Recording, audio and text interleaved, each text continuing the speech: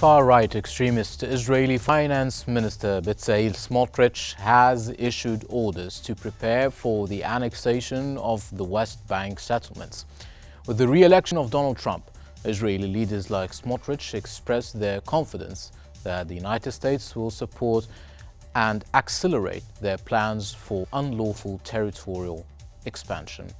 As Israel moves forward with its settlement agenda largely unchecked, Trump's return to the White House may embolden Israel to take advanced steps in annexing the Palestinian land. Welcome to In Depth. I am Karim Hatem.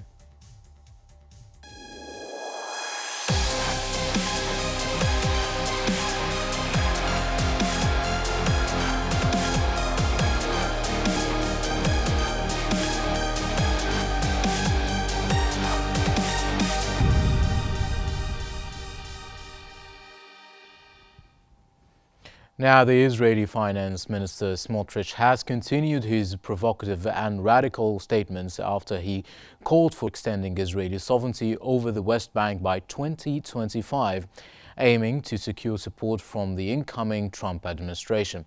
According to the Jerusalem Post, Smotrich instructed authorities to prepare the necessary infrastructure for this move, which aligns with his long-standing agenda. While he is hopeful for U.S. backing, Israeli Foreign Minister Gideon Sa'ar clarified that no official decision has been made yet. Smotrich, who also oversees the Defense Ministry's supervision of settlements, instructed Israeli authorities to begin preparations for the necessary infrastructure to implement sovereignty in the West Bank.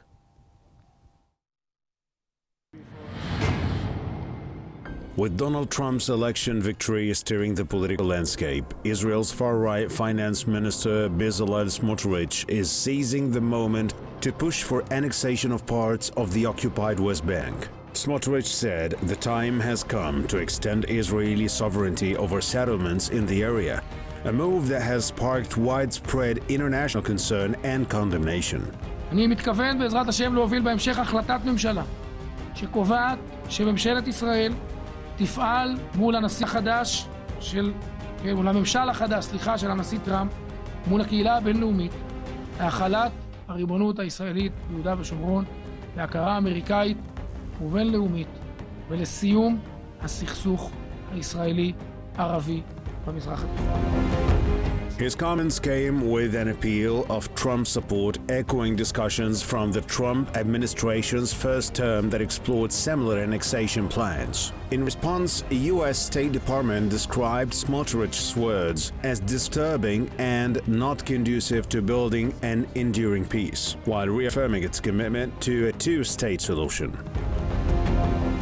While Prime Minister Benjamin Netanyahu has yet to comment, Foreign Minister Gideon Sa'ar indicated that the annexation issue could come up in talks with the next administration.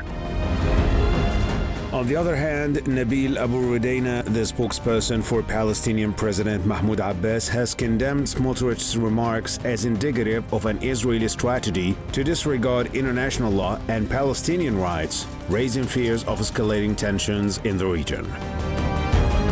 As Trump prepares to take office once again, the future of Palestine hangs in the balance, leaving the world to wonder what direction U.S. policy might take and how it could impact peace in the region.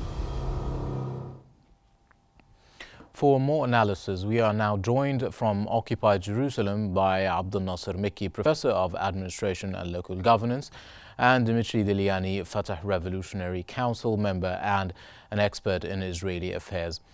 Now, thank you for joining us. Let me start from the occupied Jerusalem. Professor Abdel Nasser, now this is not the first time that we've heard Smotrich talk in such an extreme manner concerning Palestinian land. What do you think of the latest statements, though? Yes, I think that the statement of the Minister of Finance, Smotrich, is continuation of the, that's what Israeli plan to annex Palestinian territory. And as you know, it started in 1967 when they occupied West Bank and Jerusalem, and started with Jerusalem. And in '98, they ceded Jerusalem, and also in the same time in the High Golan in 2017. And I think this is one of the elements of this deal of the century that have been, that's issued by Trump, previous Trump, the administration. So I think this is coming from the extreme, that's government in Israel. They want to continue their planning to, that's to planning over the Palestinian territory. They want to prevent any, that's state for the Palestinian state in the future. I think also if you go ahead with what has been, that's written about the annexation plan, that it's divided in three elements or three steps. First of all, location started, that's in the area of Hebron and also Bethlehem, and in Salfit and Ramallah, and also in the Nablus and the other places on the south, the north. So it's like isolation places in South Africa before. Let me go to Mr. Diliani. Now, as I've said, this is not the first time we've heard Smotrich talk about annexing Palestinian land. However, let's talk about the timing of such statements, because we were talking in the past few days about trying to reach a ceasefire in the Gaza Strip, and at the same time he's making these statements about annexing land in the West Bank. How do you view these recent statements by Smotrich? Smotrich has outlined his vision in 2017 that includes the annexation of huge parts of the West Bank and apply a much clearer apartheid system where our population is confined to cantons that are disconnected by Israeli military.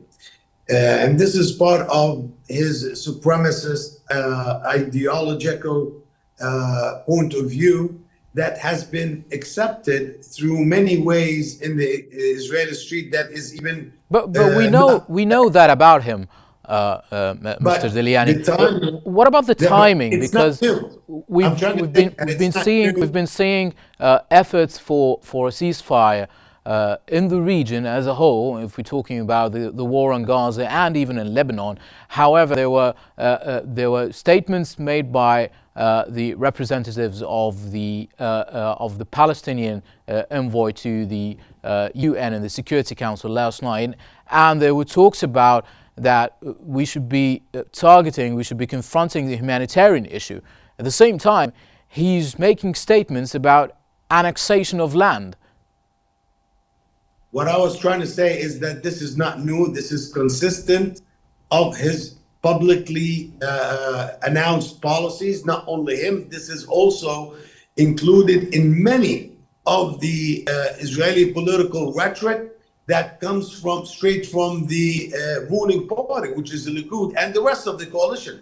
So even the timing issue is not relevant to anything, because these ideologically driven radicals do not pay much attention to tactical maneuvers, political tactical maneuvers, including calls for ceasefire, because none of them could be taken seriously up until this point. I mean, all the calls for a ceasefire, or more accurately, the cessation of the Israeli genocide in Gaza, all the calls has not been materialized or even come close to being materialized because of the stubborn Israeli position that insists on continuing the genocide for internal political reasons. And nothing has changed, despite the rhetoric coming from the United States, the White House, or from European countries that try to change the facts on the ground for their own political benefit. But it keeps on hitting the same solid rock, which is the insistence of the Israeli leadership in continuing with the genocide in Gaza and the war crimes in the West Bank, including occupied Jerusalem. And on top of it, is the annexation. Even his calls for annexation. Smotrich has begun his silent annexation from day one of the occupied West Bank by through his position as a minister in the Ministry of War and transferring the what used to be authority of the military or the army to his civilian authority, which can only be translated legally and politically to a silent annexation. Okay. Annexation has been going on for months. Let me go over to Mr. Mekki. Now, as Mr. Diliani was talking, and you've also mentioned the Trump administration. Now, Smotrich obviously is very happy with the re-election of Donald Trump. That's based on what he said. Do you think that Donald Trump is going to actually support what Smotrich wants? Because the statements of Smotrich include that he is instructing the authorities overseeing the West Bank settlements to begin professional and comprehensive staff work to prepare for extending sovereignty. I'm quoting what he's saying. This is not a dialed down indoor opinion. This is an official statement. Look, for the Trump, that's if we turn back to the previous, that period, he did many things for the Israeli, like movement embassy to the Jerusalem, and also the annexation of Israel, of High Golan to Israel. Now, if you are talking about talking about that, what Trump will do, or he will support the Israeli, that's initiative for the annexation of West Bank, I think we could judge by some, action that have been, happened on the ground, like the new embassy of the United States, the United Nations, is the former and the previous, ambassador in Israel. So, and also one of the most, Jewish, or the American that's supporting Israel, and also he's supporting the annexation. So all the people who are around the Trump, they will influence on his, what he want to do in the future. But maybe Trump will go ahead, will not go ahead with this because he is busy with another, agenda like China, like Russia, and like the internal, decision side, the United States of America. And he also want to make ceasefire, as he said, in the Middle East. But nobody, that could believe that. And I think that Trump will go ahead with this extreme, government in Israel, and also he will support all the initiative in the plan of annexation and with that, this Israeli extreme is a government. So we'll see about this matter. And also the people in the West Bank, now they started to know and realize about this issue. Now they ask about what is mean of the annexation that of the West Bank. It means that we will be like High Golan, we will be under the Israeli, Israeli regimes, like the occupation.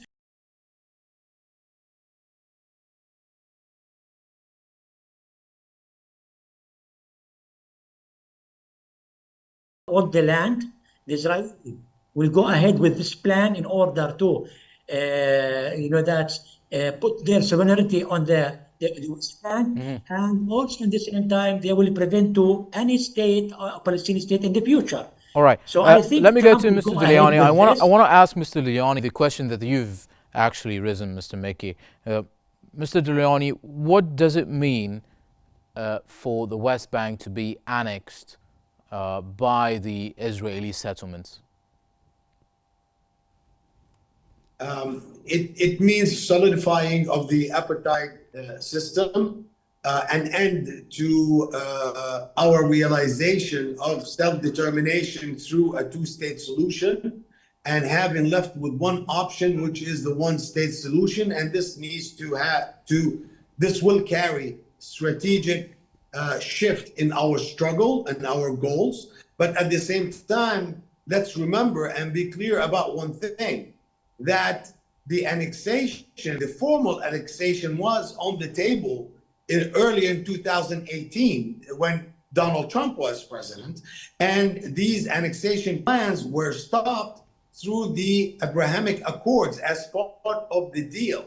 I wouldn't know, I cannot predict what the countries that have included cancellation of the annexation as part of the Abrahamic deals, namely the UAE, what their reaction would be if this subject is seriously put on the table. Up until now, officially, this is one faction of the Israeli coalition that is talking about it publicly as a public policy that needs the support of the United States of America. But once, if it becomes a governmental policy, we have to know that these countries that are involved in the Abrahamic Accords, and one of the achievements of the Abrahamic Accords, whether, again, you agree with it or I agree with it or not, is stopping the annexation of huge chunks of the West Bank, and strategic ones for that fact. So also there is something that has to do with regional politics of the state of Israel that needs to be considered. On top of that, there will be a huge international condemnation. And I don't know how would that be materialized, but it would take, this is an earthquake, political earthquake, that would have some serious consequences on the ground and in Israeli political life in general. Okay, let's continue this discussion after we take a look at what the global leaders had to say following Smotrich's call for the annexation of the West Bank. Stay with us.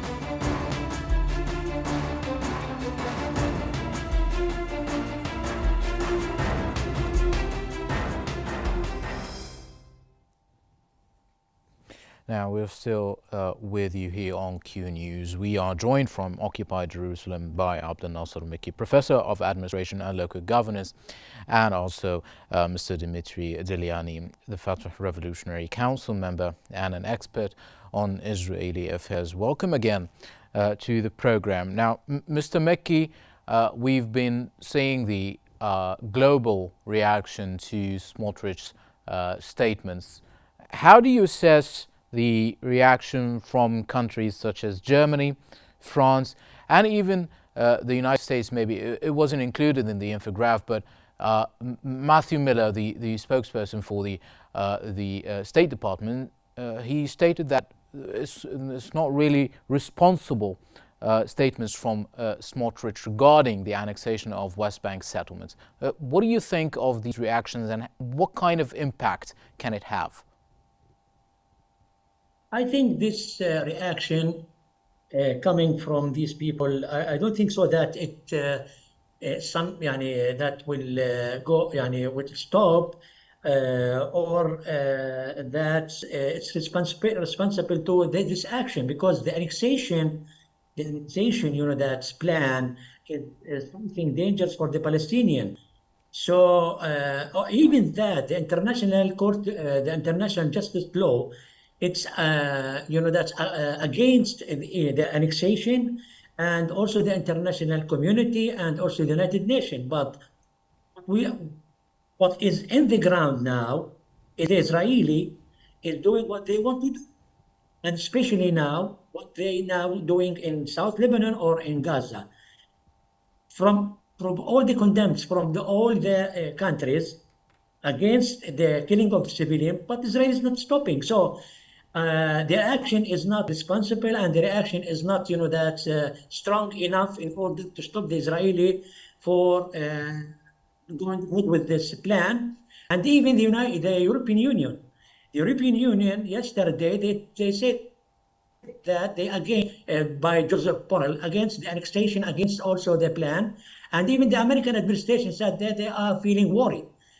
It's not, that's a strong reaction in order that the Israeli will stop thinking on this. And they are just now waiting for Trump in order to be the president of the United States of America after 2 months. And after that, they will start to discuss this matter with the American administration, the new one. And I think it's the extreme, like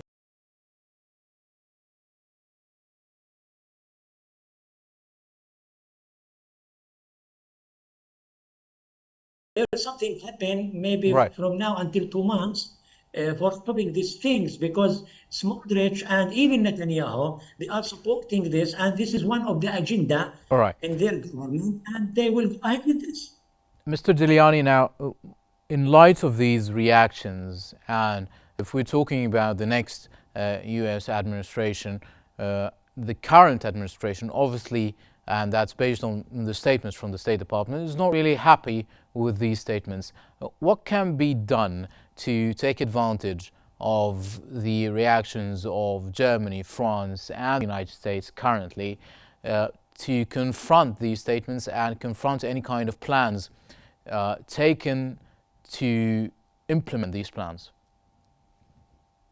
Well, especially in the case of the United States of America and Germany, to a much lesser extent France, these are countries that are complicit in a genocide, the ongoing genocide in Gaza. And they will not stop practically supporting the state of Israel, no matter what they do. I believe that the support for the genocidal, supremacist, apartheid state of Israel in these countries is unconditional. And these statements are nothing but cheap lip service. But what can be done by the Palestinians, the Palestinians to confront these statements and these plans in regard to international law, in regard to humanitarian law? As Palestinians, we have more than one track that our struggle goes through. One of them is resistance, and this is an ongoing process. It fluctuates based on the conditions. And on the other side is the diplomatic struggle. The diplomatic struggle is divided into two tracks. One track is official, the other one is the popular or people's diplomacy. For the official diplomatic venue, we are totally useless. Our official diplomatic track is as efficient as the worst official diplomatic track that we had, with no significant achievements in many years. Right. On the other hand, our popular or people's diplomacy has been very successful, especially during the genocide. And I would think would be more effective in raising awareness about this illegitimate annexation and enforcement of the apartheid system. But Thank at you. the same time, yeah, I'm sorry. Unfortunately, I'm out of time. Thank you very much. That was from the occupied Jerusalem, Abdul Nasser Mekki, Professor of Administration and Local Governance, and from Cairo, Dimitri Diliani, Fatah Revolutionary Council member and Israeli Affairs expert. Thank you both for your insights. That was it for this in-depth episode. Thank you for watching and stay tuned for more. I'm Karim Hatem. Good night.